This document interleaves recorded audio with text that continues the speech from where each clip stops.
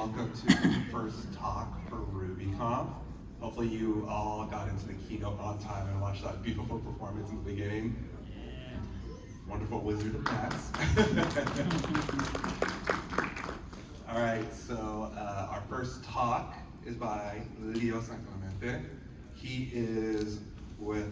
has over 11 years of experience with Rails and various DBs, a diverse back and front-end frameworks. Leo Sancelemente works as a back-end area manager at Koombea and advocates for good practices, problem solving, and collaboration in projects he is in. And he's going to be giving the talk, Code Firefighting and Saving Your Ruby Apps Performance Infernos. So Leo, come on up and give a round of applause.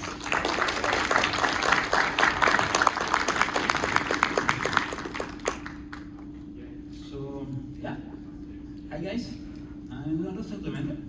As already mentioned, I have worked many years in a software development company at Colombia called Koombea.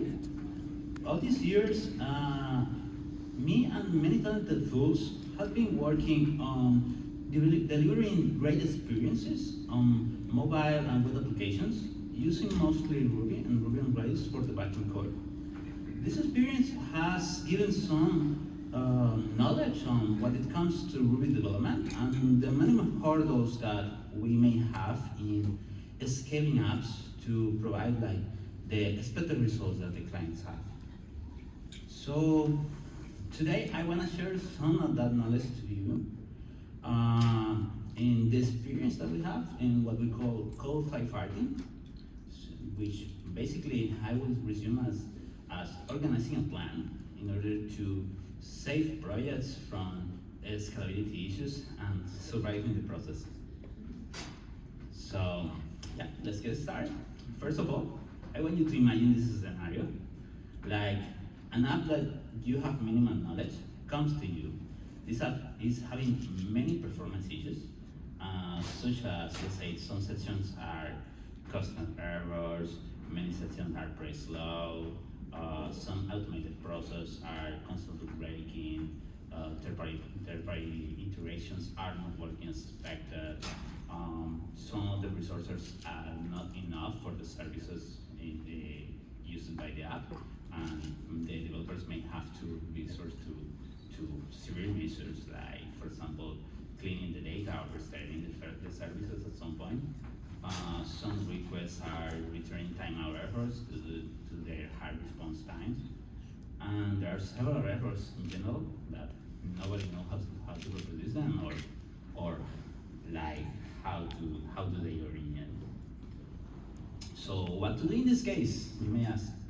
Let me give you a 4 steps plan that technically is 5 steps, along with a few tools and tips to stop the flames before they burn down the project, your client, and your team. So let's get started with step 0, which basically will be like knowing the terrain. So in this step, we would like to have like a fast onboarding on the application, to have a holistic view of the whole app, like all the features and how they interact together. So for this step, we would like to check for as much artifacts as possible related to the app. Artifacts like demos of the functionalities of the app, like relational diagrams, like documentations of the app's infrastructure, like Flux diagrams, like technologies and third-party services used, or diagrams of components of the app, and the main interactions that they may have. And after that, you should try to check the code base of the different repositories related to the app in order to see how all these diagrams, all this information is being translated to the actual code base of the application. So then let's get started with the real first step. So is to check the situation. So for this, we should check with the witnesses. Sometimes the client or previous teams may have like already notes or priorities of what needs to be attacked first, of what is hurting the application the most. So you should try to check that out, and also try to talk to get to know which scenarios were the worst for the app at specific moments, like heavy crashes or something like that, and try to know what happened at those moments, who and how many actors were interacting with the app at those moments, and what kind of resolutions were done for those specific moments, if there were any. And finally, don't take these things for granted. Like there could be a lot of errors that could be happening on the background or by other sections that the client or the team may not know about, and you should check those too. So after this, we should try to request access of as many tracking services as possible for things like cloud provider statistics, error logs, performance monitoring tools, like for example New Relic, error trackers, and any kind of administration panel for things like queues handling, message brokers, notifications, permit gateway, or any other third-party services. I will also advise to try to check any non-sensitive environment variables in order to that may be related to how the app is running. Like for example, the number of threads, the number of workers, database configurations, or background jobs, concurrency, and priorities. Then we should basically set up the app and experience it. I think this is very important because you should try to know the many flows of the application. So for this, you should set up a local environment and try to demo yourself the many features and check things like logs or stuff like, for example, checking how the client app interacts in relation to the API requests that are being done. I mean, the HTTP requests that are being done to the API, and see like the many possible slowdowns or breaks that you can have with those interactions. Also you should check for any kind of background schedule jobs that are triggered by the many flows of the application. Then we should move forward to this small step, that is basically try to set up any other tracking service that may not be set in the app to help you out to track the possible bottlenecks that the application may have. Following up, we should now try to extract and analyze the information that we have gathered so far. So for this, we should have to pinpoint the sections that are having the biggest amount of performance and issues and problems in the application. And the most important and also the most heavy jobs that you may have in your application, as well as scheduled tasks and third-party adapters. For all this, you should try to check for the amount of time that they take to be executed, the resources that are being taken by those sections. How are they being executed? I mean, what triggers them, and how often they happen to be triggered.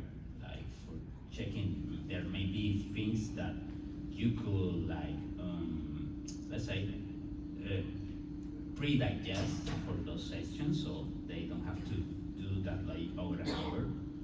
And from all those things, try to check where the bottlenecks are happening in the application. So here are a few samples of a couple of typical bottlenecks that you can find in your applications. Like for example, not having enough workers for the jobs or the requests that are being received or executed in your application. Certain jobs may be taking too much time, and that could be causing bottlenecks for faster process or faster jobs to be executed. Certain process in the database, maybe locking tables or rows in the tables that basically will stop any kind of modification or deletion to those specific records, while others are trying to do the same. Faulty DevOps configurations for productive environments. This is sadly a lot of let's say commoner than we should expect. So try to check that the actual DevOps configuration is in place for a production environment.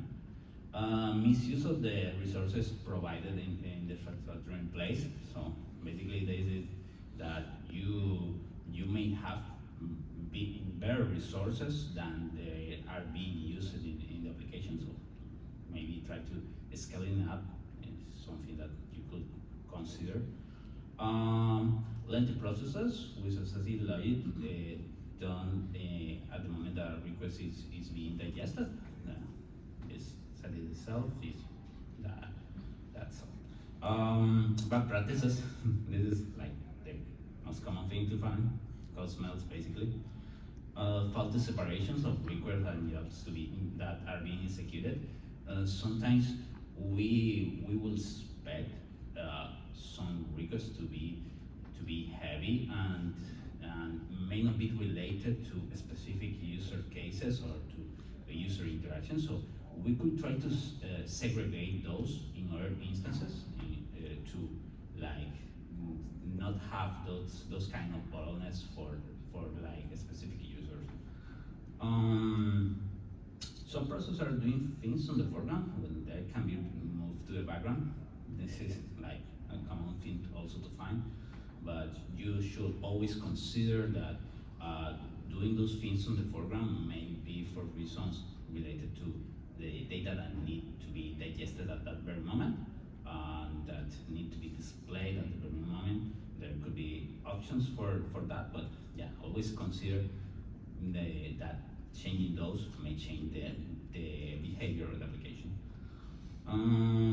Priorities of the jobs related to things like speed, immediacy, and separation. So similar to what I mentioned, there may be priorities that you have on your jobs, on your requests, that you may need to organize in relation to these three factors.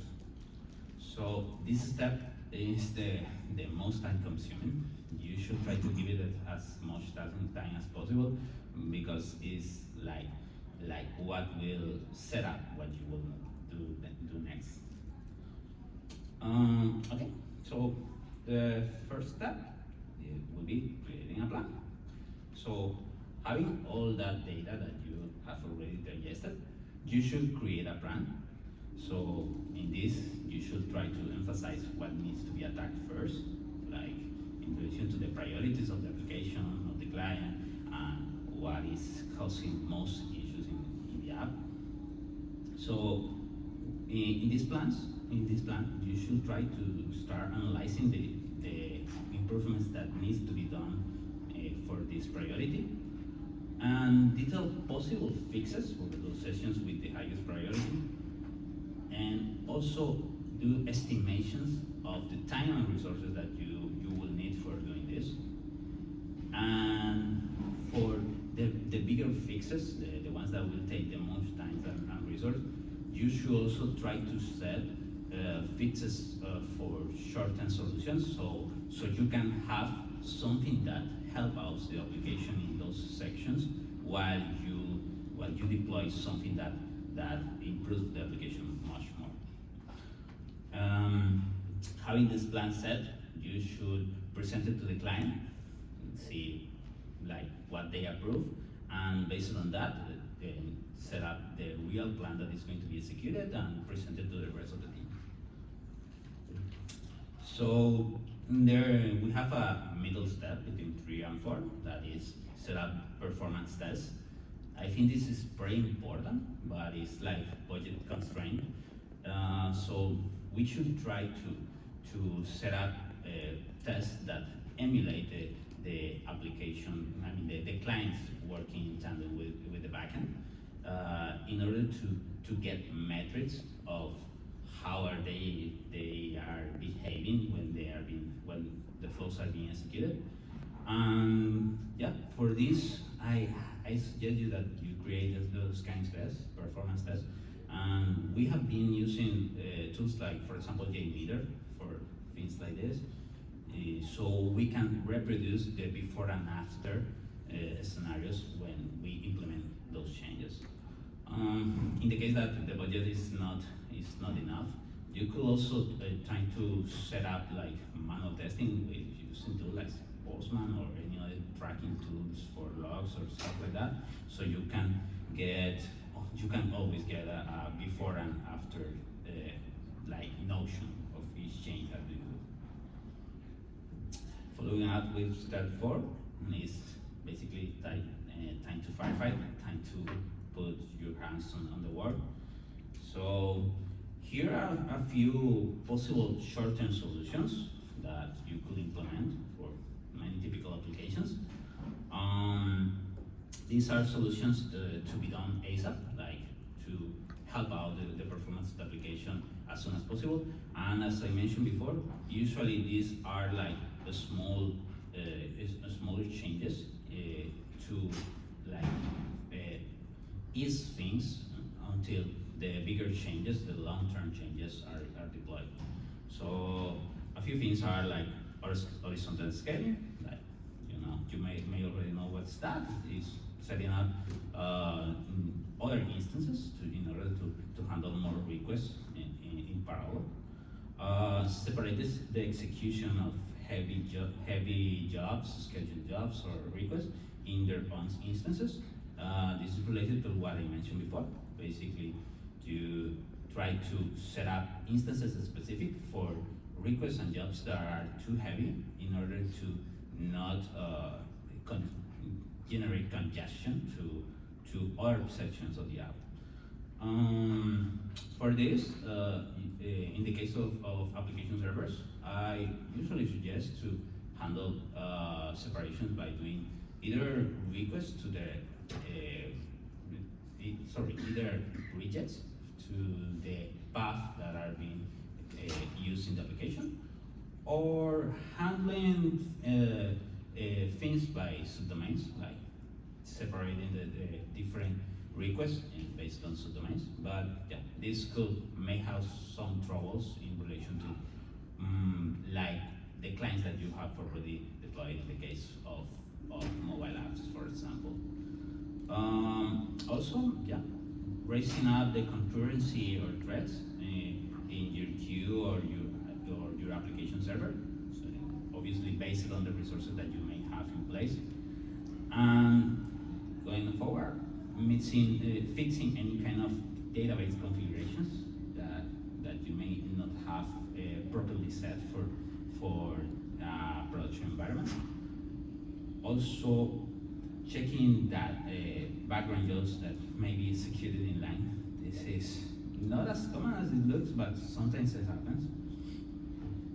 Or fixes, other short-term fixes could be solving N+1 issues.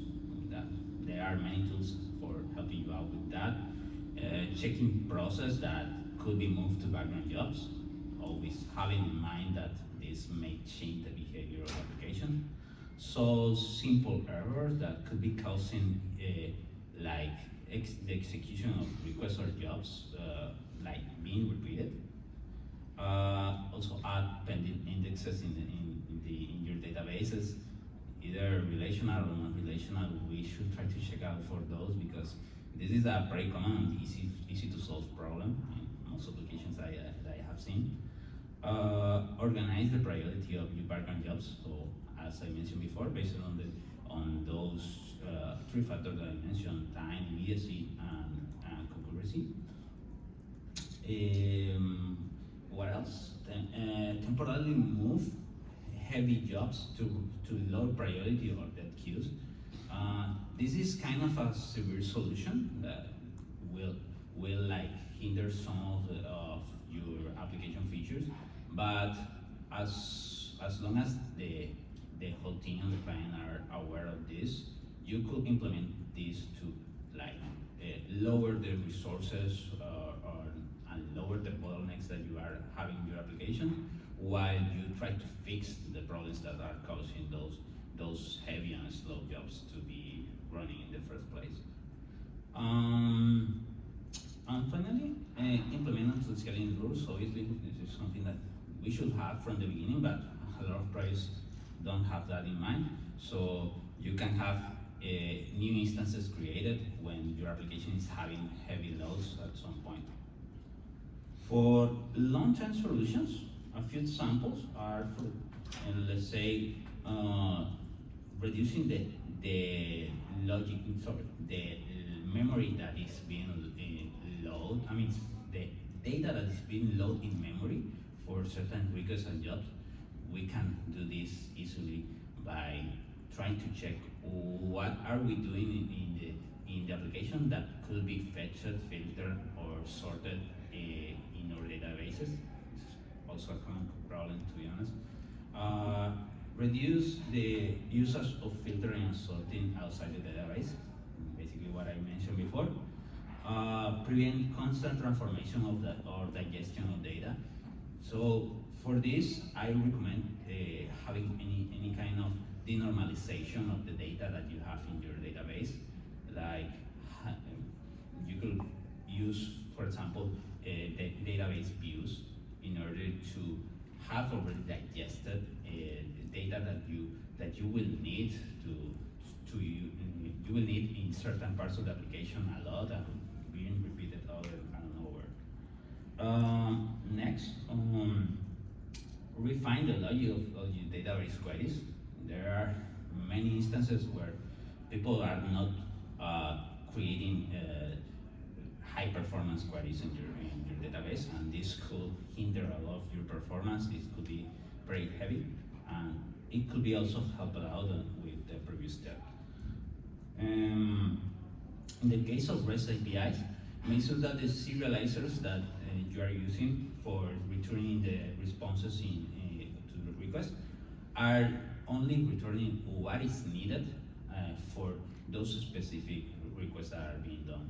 So the classic example is that for endpoints that are listing information and not going like to the details of those resources, should only return what is needed for those listing endpoints. What else? Mode heavy logic to being executed in line to background jobs. It is very common and could also be handled by the users of, for example, microservices to separate that logic from the actual digestion of an HTTP request. Also, ensure the correct usage of pagination, sorting, and search done in the request that lists data. This is like, I don't know why, but it's a very common practice, bad practice in the development of applications that the clients that are that are consuming the backend APIs are trying to fetch as much information as possible and not using the right filtering or sorting. So they are fetching a lot of data from the application that may not be needed for what is being displayed in those clients. Implement cache mechanisms. So yeah, this speaks for itself. Try to set up cache mechanisms both in the backend and the front end side of the application. So data that may not change over time can be fetched faster, and also implement solutions to refresh this cache when some of the resources related to that data change it over time. What else? Apply uniqueness rules to the process that may be causing logs or duplications. This is very important. I think that it may happen a lot in bigger projects that some processes are being triggered by different flows of the application. So you should try to set up uniqueness rules to know that you are only queuing those process once. I mean, those process with a specific unique data once, so you won't have like 30 times a process being queued with the same idea of a resource, for example. And finally, apply optimization in the digestion of many multimedia files. Like, we usually tend to use the most common tools for handling like image or videos. We should try to check what's like the most efficient tool for what we are doing with those files, because that kind of digestion, like for resizing or doing any kind of editing to those files, may take a lot of time, and there may be solutions that are faster for those purposes. On each and every of these possible fixes, I answer you that you should always try to test everything as much as possible, either by unit test or integration test. You should have in mind that these changes may break the application, so try to test them extensively and try to have tests in place before doing those changes, so nothing breaks when you try to improve anything.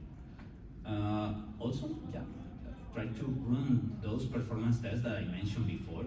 Those are grateful for having those before and after scenarios. I mean, to have those metrics, and this is something that is going to be used when keeping the plan flowing. Like the client needs to know what is being improved and that things are being improved in order to continue. And try to prepare coordinated releases of the components that may need to be changed all at the same time. Like for example, if you do non-retrocompatible changes with the clients that you're using, you need to try to coordinate with either the mobile or the web teams, those kind of releases. So basically, rinse and repeat the execution of these visits until you can move to bigger changes, and basically try to solve all the possible problems that you have in your plan. Following up, here are a few tools for the job. These are like a few libraries that we have used in the past to track like what needs to be fixed, what we need to figure out what's going on. So here, for example, is silencer. This may not be like very related to performance, but you may have a lot of logs that you may not need in your application. So this is very useful to not see that kind of stuff that can be changed. I mean, you can change it over time, and you can set it for specific routes or specific HTTP actions for your requests and stuff like that. Scenic is pretty great for creating database views, and this is related to what I already mentioned of like denormalizing the data in your database. So the Scenic is pretty great and works with active records, so it's pretty useful for handling the views edition. Railroady, this is something for like the first steps that we are having. It will help you out to generate model and controllers UML diagrams. So this is a very helpful tool when you don't have enough documentation in your application. Rubocop-performance, and many other linter tools may help you out. In this case, Rubocop-performance is an extension that emphasizes in checking performance issues that you may have in your code base. New Relic or any other APM tools are pretty useful. They are like the first thing to check when something is having a low performance. So you should always have an APM set in your applications. RubyBits is one of these solutions that we have used for the handling of that digestion of image files that works better than some other popular solutions. Bullet, you may already know Bullet, is a reporter of N+1 queries, faster, similar to Rubocop-performance. It will check any kind of code smells related to possible methods or functions that you could use to faster the code in your code base.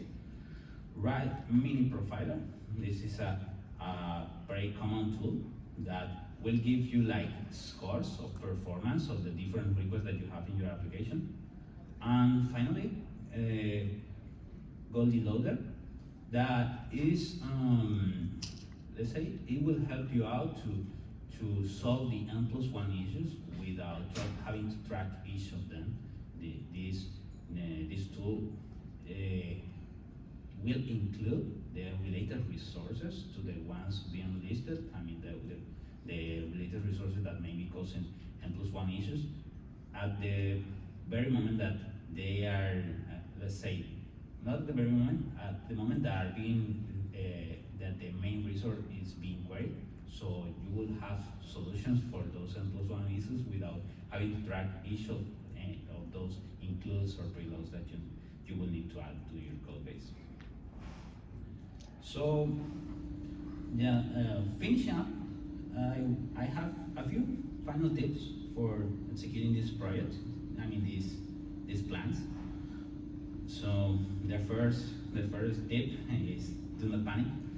And there will be a lot of pressure in this kind of plans, coming from clients, managers, users, and so on. But if you don't keep things calm, I mean, if you don't piece out what you're doing, you may end up adding more problems to the project as a whole. So you should try to keep it up like as cool as possible, let's say, so you and your team won't end up doing things wrong. Keep constant communication. This is like very important for every team, and specifically for these projects. So you should try to keep communication with the client about each step that is being done, the next following steps, and possible blockers that you may have in the implementation of those steps in the plan.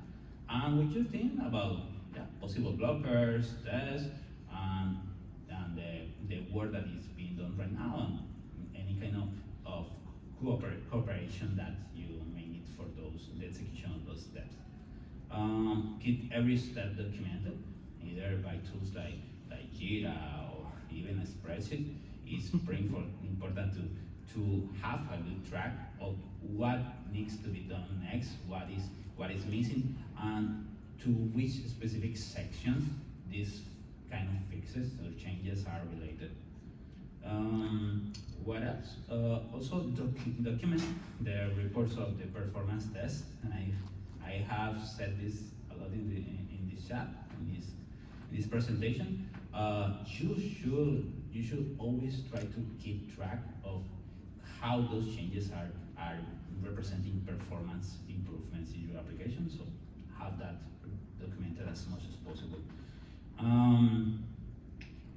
If possible, try to do those performance tests both in production and non-production environments to try to see the difference in like the percentage of those changes. Like there may be scenarios where doing those tests in non-production environments may show better results or worse results than doing those in the production environment. So you should check those to maybe add new changes in the future that you may have not seen in a local or non-productive environment. What else? Be flexible. I think this is very important. I mean, the client may need things like first, I mean, they may change the priorities, or there may be changes that you may not need to implement when you notice that some others did already the job.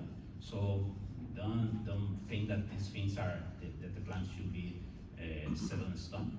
Try to be flexible to anything that may come in the resolution of the plan. So yeah, and as a final note, even if we want it, it doesn't need to be perfect. It just needs to be the most reliable and scalable solution for those heavy scenarios that they have. So yeah, I think that's all for this presentation. Do you have any questions? Yeah? Yeah, it looks like we should be instrumenting the code in case there are bottlenecks or issues with performance. At what point do you remove that instrumentation? Or should you remove it? I think that it should be kept at least on non-production environments. I mean, it's pretty important that we keep those things tracked and that we have but there are things that should be set for production environment, like for example the APM tools.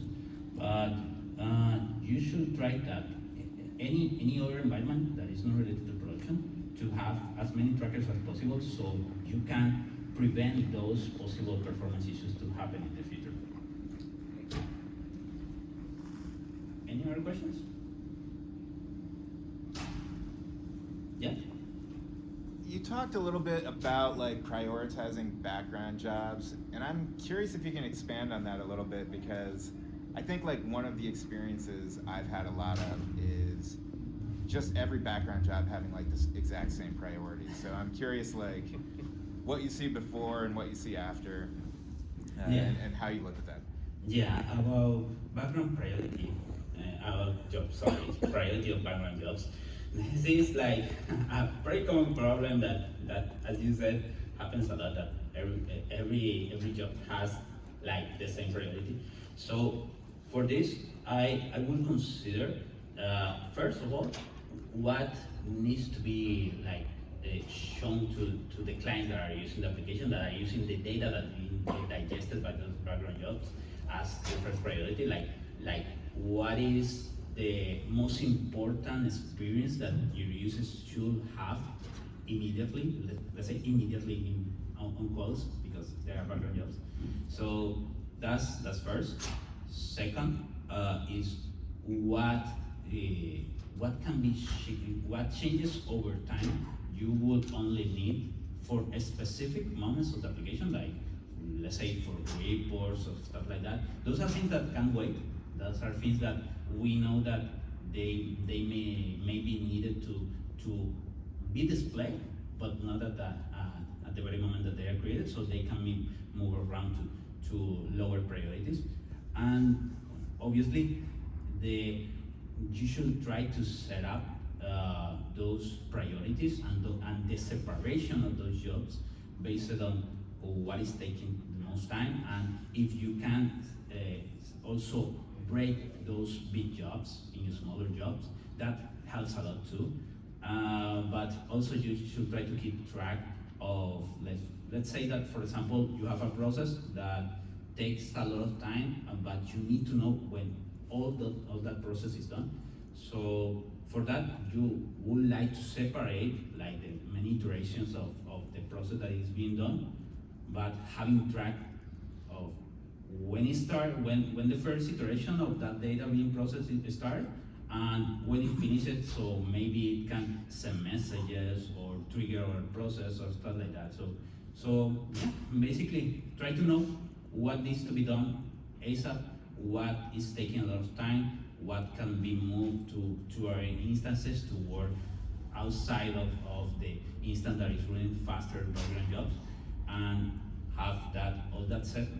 For example, in Scenic it's pretty easy to set that, and there are also plugins to Scenic to help you out in the setup of those priorities.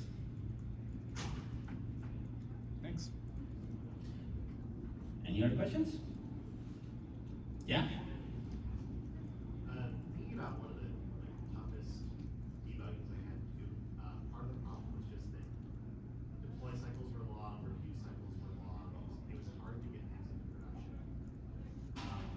What comes to mind is like the important things and useful tools in a scenario like that too. I'm sorry, I couldn't hear the last part. What are the